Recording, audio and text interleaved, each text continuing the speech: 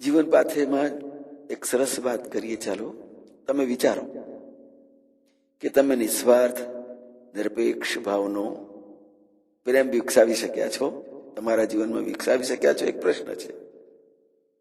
બીજાની વાત જવા દો, પરિવારની વાત કરીએ. કોઈ અપેક્ષા વગરનો નિરપેક્ષ પ્રેમ તમારા હૃદયમાં જાગૃત થાય તો ધર્મનું બીજારો પણ થઈ શકે છે. એનાથી ક્ષમા આપવાની નથી, એ તો સહજ પ્રક્રિયા બની જાય છે. પ્રેમ અને મૈત્રીથી એ બધું શક્ય બને છે. મૈત્રીની વાતો કરીએ છીએ, પણ સાચા ભાવમાં મૈત્રી જન્મે છે ખરી? એવું વિશ્વાસપૂર્વક કહી શકો છો ખરા? જેમની સાથે અતૂટ મૈત્રી હોય તેની ભૂલો આપણે ભૂલી જઈએ છીએ ખરા? રોષ આવેશ ક્ષણિક છે, થોડીક જ વારમાં રીસામણા અને મનામણા પણ થઈ જાય. થયેલી ભૂલમાંથી પાછા ફરીએ. સામી વ્યક્તિના આત્મા સાથે પણ ક્ષમા એ જ મનામણાની પદ્ધતિ છે.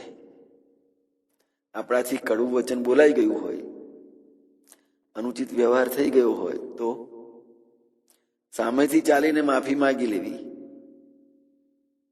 બસ ક્ષમા માંગવામાં જરાય ડર રાખવો નહીં. પહેલો ડગ માડો. ક્ષમા ક્ષેત્રે આપણે આગળ વધીએ.